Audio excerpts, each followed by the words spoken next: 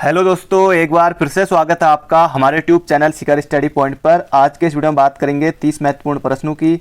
इनमें से सबसे ज़्यादा आपको प्रश्न देखने को मिलेंगे उत्तराखंड के, लगभग 15 प्रश्न, और बाकी 15 प्रश्न रहेंगे हिंदी और जीके के। तो आप वीडियो को अंत तक जरूर देखिएगा। अगर आप चैनल पर नए हैं, अभी तक आपने चैनल को सब्सक्राइब नहीं किया हुआ है तो चैनल को जरूर सब्सक्राइब कर लीजिएगा और साथ ही बेल आइकन भी जरूर दबाना ताकि नोटिफिकेशन आपके पास हमेशा पहुँचे। और आज जो आपका प्रश्न है वो आपको बताना है, उत्तराखंड में एसडीआरएफ का गठन कब हुआ था। उत्तराखंड में एसडीआरएफ का गठन कब हुआ था एनडीआरएफ की तर्ज पर। तो एसडीआरएफ का गठन उत्तराखंड में, तो ये आज आपको बताना है। अब बात कर लेते हैं जो कल का प्रश्न था उसकी। कल का जो प्रश्न था वो छायावाद के कवि कौन कौन हैं, जैसे सभी ने बताया, जयशंकर प्रसाद, सूर्यकांत त्रिपाठी निराला, महादेवी वर्मा, अपने यहाँ के सुमित्रानंदन पंत। तो लगभग सभी ने सही बताया है। जन्मेजय का नाग यज्ञ जयशंकर प्रसाद का है, सुमित्रानंदन पंत की चितंबरा, महादेवी वर्मा का अतीत का चलचित्र एग्जाम में आता है, निराला की जूही की कली, आज उससे संबंधित जो हमारा पहला प्रश्न है वो भी है। और लगभग सभी ने बताया। जयशंकर प्रसाद की रचनाएं आंसू लहर, तितली प्रमुख है। कांत त्रिपाठी निराला, सूर्यकांत की परिमल, बादल राग, ये बादल राग बहुत ज़्यादा महत्वपूर्ण है और 6 खंडों में है, एग्जाम में आया था। दीपशिखा, नीरजा रश्मि, ये भी एग्जाम में आया होता। चितंबरा तो खैर सबको पता ही होगा इसके बारे में। और अमन राव जी हर रोज़ बताते हैं। सूर्यकांत त्रिपाठी निराला, अनामिका, परिमल, जयशंकर प्रसाद, अजात शत्रु, कामायनी भी एग्जाम में आता है, 15 सर्ग हैं। सुमित्रानंदन पंत, स्वर्ण किरण, स्वर्णधूलि, महादेवी वर्मा, निहार रश्मि, नीरजा, शांति गीत। और इन्होंने यहाँ पर अंजलि रावत, इन्होंने सन के साथ बताया है। आंसू लहर, झरना, कामायनी, ये सब। जयशंकर प्रसाद की ज्ञानपीठ मिला था 1982 में महादेवी वर्मा को, अतीत के चलचित्र। चितंबरा सुमित्रानंदन पंत, और 1960 में साहित्य अकादमी मिला था कला और बूढ़ा चाँद के लिए सुमित्रानंदन पंत को। बादल राग कविता, मतवाला समन्वय, ये पत्रिका बहुत ज़्यादा महत्वपूर्ण इन्होंने बताई है। मतवाला समन्वय दोनों पत्रिकाएं हैं इनकी, सूर्यकांत त्रिपाठी निराला की। अगर साहित्य से प्रश्न आता है तो फिर अब आपका यहाँ के गलत नहीं होगा क्योंकि इनसे भी प्रश्न आता ही एग्जाम में और बहुत ज़्यादा महत्वपूर्ण है। अलका, वेला, अप्सरा, नए पत्ते भी महत्वपूर्ण है। आंसू लहर, कामायनी, पल्लव, और निहार रश्मि, नीरजा, शांति की, तो सब ज़्यादा महत्वपूर्ण है। तो इनसे प्रश्न आपको किसी न किसी एग्जाम में, बहुत सारे एग्जाम में देखने को जरूर मिल जाएगा। तो इतने तो खैर आपको याद होनी चाहिए, बाकी और भी बहुत सारी रचनाएं हैं तो वो भी आपको याद कर लेनी। तो शुरुआत होगी हिंदी से, और हिंदी साहित्य के बारे में हमने अभी इतना कुछ तो देख ही लिया है और पहला प्रश्न भी हिंदी से ही है और लगभग 6-7 प्रश्न आएंगे हिंदी से। हिंदी कविता को छंदों की परिधि से मुक्त कराने वाले कवि थे। तो अभी मैंने आपको बताया था जूही की कली, तो सूर्यकांत त्रिपाठी निराला, तो इसी में सबसे पहले इन्होंने प्रयोग किया था। तो इसका से उत्तर हो जाएगा हमारा option number D, Suryakant Tripathi Nirala. ये निराला इनका उपनाम है और महाप्राण भी इनको कहा जाता है। जन्म हुआ था इनका मेदिनीपुर, पश्चिम बंगाल में, और जन्म की भी डेट अलग अलग हैं, 1896 या फिर 99, इस तरह की डेट देखने को मिलती हैं। और हिंदी कविता में छंदों की मुक्त कविता, ये इनको सूर्यकांत त्रिपाठी निराला। बाकी सिलेबस में महादेवी वर्मा, जयशंकर प्रसाद पंत, ये सभी हैं। और छायावाद के आप यही यहाँ पर ही आप मान लीजिए इनको ही, तो ये 4 हैं और इनके बारे में आपको बताना था। और पहला प्रश्न भी आज यही वाला हमारा हो गया। अगला प्रश्न है, किसी कठिन शब्द को स्पष्ट करने के लिए किस विराम चिन्ह का प्रयोग करते हैं। किसी कठिन शब्द को स्पष्ट करने के लिए, तो विवरण तो नहीं, कोष्टक में हम उन्हें बंद कर देते हैं, कोष्टक में। तो ये हो जाएगा हमारा ऑप्शन नंबर सी। अगला प्रश्न है, अपनी गलती पर क्षमा मांग लेना उसकी विशेषता है, ये किस तरह का वाक्य है। तो ये आपको यहाँ पर बताना है। तो जिन्होंने सोचा है ऑप्शन नंबर सी, आप बिल्कुल गलत हैं। ये इतना कोई मिश्र वाक्य वाली बात इसमें है नहीं। अपनी गलती पर क्षमा मांग लेना उसकी विशेषता है, तो ये सिंपल सा, सरल सा, साधारण सा वाक्य है। तो ऑप्शन नंबर ए हो जाएगा इसका बिल्कुल सही उत्तर। बाकी संयुक्त भी नहीं है, कुछ विभक्ति और या कुछ जोड़ने वाले कुछ भी नहीं है, तो ये हो जाएगा हमारा सरल वाक्य। तो इस तरह के क्वेश्चन आपको निश्चित रूप से एग्जाम में देखने को मिलेंगे। अगला प्रश्न है, किस शब्द में उपसर्ग का प्रयोग हुआ है। तो उपसर्ग का प्रयोग हुआ है उपकार। तो ऑप्शन नंबर, ये उप लगा है ना यहाँ पर, उप, तो उपसर्ग शब्द के प्रारंभ में लगते हैं और प्रत्यय लगते अंत में। पढ़ाई आई, लाभदायक आयक, अपनापन, पन, तो ये तो होगा नहीं, यहाँ तो प्रत्यय है। तो उपकार में हुआ है, तो ऑप्शन नंबर ए हो जाएगा इसका बिल्कुल सही उत्तर। अगला प्रश्न है, इंद्र शब्द का समानार्थी शब्द है। तो इंद्र का समानार्थी आपको बताना है। अब ऑप्शन आपको इस तरह से हटाने, पंचबाण और मनोज, ये कामदेव के हैं। पंचबाण और जो मनोज है ये कामदेव का है। और पिनाकी जो है ये शिव जी का है, शिव जी का, तो ये शक्र हो जाएगा हमारा ऑप्शन नंबर सी, इंद्र का समानार्थी है शक्र। अगला प्रश्न है प्रविशेषण कहते हैं, महत्वपूर्ण प्रश्न है, इसी तरह से एग्जाम में बनेगा, तो आपको सोचना है इसका सही उत्तर। प्रविशेषण किसे कहते हैं? विशेषण की विशेषता बताने वाला शब्द या विशेष से पहले लगने वाला विशेषण, विशेष की विशेषता बताने वाला शब्द या फिर विधेय की विशेषता बताने वाला शब्द। तो प्रविशेषण कहते हैं विशेषण की विशेषता बताने वाला शब्द, तो ऑप्शन नंबर ए हो जाएगा इसका बिल्कुल सही उत्तर। अगला प्रश्न है, और दोस्तों बहुत ज़्यादा महत्वपूर्ण प्रश्न है, एग्जाम में आएगा, तो आप भी जब किसी चैनल पर पढ़ा था आपने, आप खुशी होगी आपके चेहरे पर, रिपोताज अगर एग्जाम में आता है, बहुत ज़्यादा महत्वपूर्ण प्रश्न है। रिपोताज किस भाषा का शब्द है? तो ये हो जाएगा फ्रांसीसी भाषा का, तो ये आपको बिल्कुल याद रखना है, बहुत ज़्यादा महत्वपूर्ण प्रश्न है।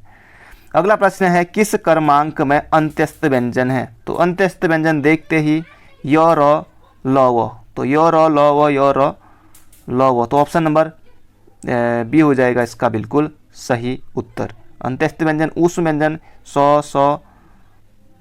और ह, तो ये ऊष्म व्यंजन होते हैं हमारे, तो अंत्यस्थ व्यंजन हो गया य व र ल। बढ़ते हैं अगले प्रश्न की तरफ। अगला प्रश्न है, उत्तराखंड से शुरुआत हो गई है अब, और बाकी इस तरह से आते रहेंगे प्रश्न। अगर दोस्तों आपने अभी तक परीक्षा वाणी का 10 घंटे का मैराथन नहीं देखा है तो डिस्क्रिप्शन में लिंक है, आप उसे ज़रूर देख लीजिएगा। आप यहाँ पर ताल मिलाने हैं, तो ये तो ऑप्शन तो दिखेंगे नहीं दोस्तों, अब यहीं पर इतने में रखना पड़ेगा, ऐसे मिला लेते हैं, तो आपको भी मन में सोचना है जो आपको आता है। जैसे नचिकेता ताल ये उत्तरकाशी में है, बिरही ताल तो चमोली में ही है, ये भेंक ताल ये भी रुद्रप्रयाग में है, तो अप्सरा ताल ये टिहरी में है, तो बाकी ये ऑप्शन में आपको किसी न किसी में मिल जाएगा, तो बाकी आपको ऐसे ही याद रखना है। ये नचिकेता ताल उत्तरकाशी है, अप्सरा ताल टिहरी हो जाएगा, बिरही ताल चमोली और भेंक ताल रुद्रप्रयाग, तो इस तरह से आपको याद रखना है, बाकी किसी ऑप्शन में मिल जाएगा। अगला प्रश्न है, उत्तराखंड में सर्वाधिक वन कितने मीटर की ऊंचाई पर स्थित होते हैं या हैं? तो ये आपको बताना है। उत्तराखंड में जो सर्वाधिक वन मिलेंगे आपको, जिसमें कि चीड़ देवदार ये सब वगैरह, तो ये हो जाएंगे 1800 से 3000 मीटर की ऊंचाई पर अगर आप जाएंगे तो यहाँ आपको सर्वाधिक वन मिल जाएंगे। अगला प्रश्न है, उत्तराखंड में सेंट्रल एनिमल रिसर्च सेंटर कहाँ स्थित है? उत्तराखंड में सेंट्रल एनिमल रिसर्च सेंटर कहाँ स्थित है? मुक्तेश्वर, अस्कोट या फिर रानीपुर, या इनमें से आपको बताना है, तो ये हो जाएगा मुक्तेश्वर नैनीताल में, ऑप्शन नंबर बी। अगला प्रश्न है, हास्यपूर्ण प्रसंग से संबंधित नृत्य है। अब आपको ऑप्शन से हटाना है, जैसे जागर तो होगा नहीं, जागर अलग चीज़ है। थड़े नृत्य जब गढ़वाल में पहली बार मायके आते तब। छपेली अनुभूति प्रदान वाला, तो नट और नटी नृत्य हो जाएगा ये हास्यपूर्ण नृत्य, ऑप्शन नंबर डी।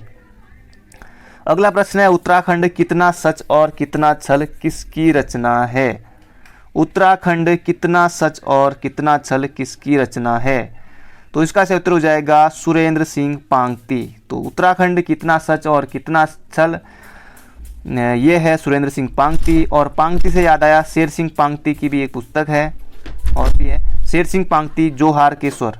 तो जोहार के स्वर शेर सिंह पांगती, जोहार के स्वर शेर सिंह पांगती। और उत्तराखंड कितना सच कितना छल, ये हो जाएगा सुरेंद्र सिंह पांगती। कत्यूरी मानसरोवर पत्रिका का संपादन किया था बलवंत मदान ने, पहाड़ के आगे भीतर पहाड़, ये भी इनकी थी। और दुर्गा चरण काला, हलसन साहिब ऑफ गढ़वाल इनकी रचना है, हलसन साहिब ऑफ गढ़वाल। तो इसका क्षेत्र हो जाएगा सुरेंद्र सिंह पांगती। अगला प्रश्न है, निम्न में से कौन सा मेला धनुष बाणों से रोमांचकारी युद्ध के लिए प्रसिद्ध है?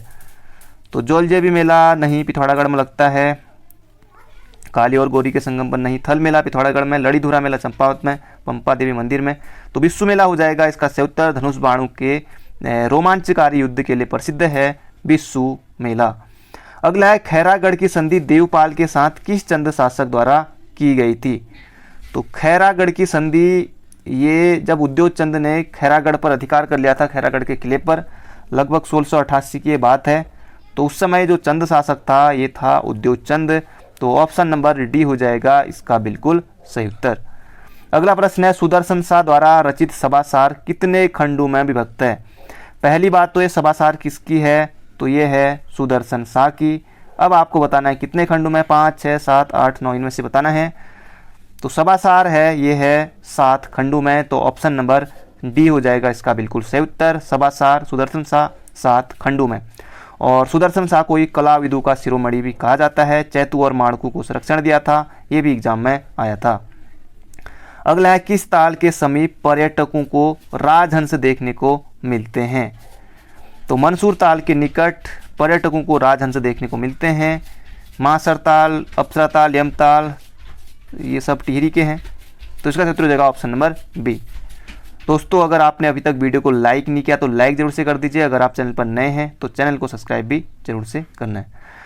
अगला प्रश्न है, लोकसभा द्वारा पारित धन विधेयक राज्यसभा द्वारा पारित मान लिया जाएगा यदि राज्यसभा द्वारा उस पर कोई कार्रवाई नहीं की जाती। ये जो धन विधेयक है ये लोकसभा में ही होता है, वैसे भी लोकसभा में, और कोई विधेयक धन विधेयक है या नहीं इसका निर्णय जो है लोकसभा अध्यक्ष करते हैं, और लोकसभा में ही धन विधेयक प्रस्तुत होता है। और अनुच्छेद कौन सा है कमेंट बॉक्स में बताइएगा धन विधेयक से संबंधित। तो ये 14 दिनों के भीतर हो जाएगा इसका सही उत्तर। अगर राज्यसभा उस पर कोई कार्रवाई नहीं करती है तो पारित ये मान लिया जाएगा, ऑप्शन नंबर बी। अगला प्रश्न है, यदि भारतीय संघ में एक नए राज्य का सृजन करना हो, जैसे आपको पता है अभी 28 राज्य हैं और 8 केंद्र शासित प्रदेश हैं, तो इनमें से आपको बताना है यदि भारतीय संघ में एक नए राज्य का सृजन किया जाना है तो संविधान की किस अनुसूची का संशोधन करना आवश्यक होगा? तो प्रथम अनुसूची होगा इसका सही उत्तर, ऑप्शन नंबर डी। और अनुच्छेद की बात करें तो अनुच्छेद होगा 3। तो प्रथम अनुसूची अगर नए राज्य का सृजन करना हो तो ये आपको बिल्कुल याद रखना है, प्रथम अनुसूची में संशोधन करना आवश्यक होगा। अगला प्रश्न है, भारत के समस्त राज्यों में क्षेत्रफल अनुसार उत्तर प्रदेश का क्या स्थान है? जनसंख्या में बात करें तो नंबर 1 आ जाएगा, लेकिन क्षेत्रफल में बताना है तो क्षेत्रफल में हो जाएगा दोस्तों चौथा। तो क्षेत्रफल सबसे पहले ज़्यादा किसका है? तो आरजे यानी कि राजस्थान, और राजस्थान के बाद मध्य में जो है मध्य प्रदेश, फिर उसके बाद एमएच महाराष्ट्र, फिर उसके बाद यूपी। तो ये क्रम आपको याद रखना है, राजस्थान, मध्य प्रदेश, महाराष्ट्र, यूपी, राजस्थान, मध्य प्रदेश, महाराष्ट्र, यूपी। तो इस तरह से याद रखिएगा, तो ऑप्शन नंबर डी। अगला प्रश्न है, राष्ट्रीय एटलस और थीमेटिक मानचित्रण संगठन स्थित है? राष्ट्रीय एटलस और थीमेटिक मानचित्र संगठन स्थित है तो ये है हैदराबाद में।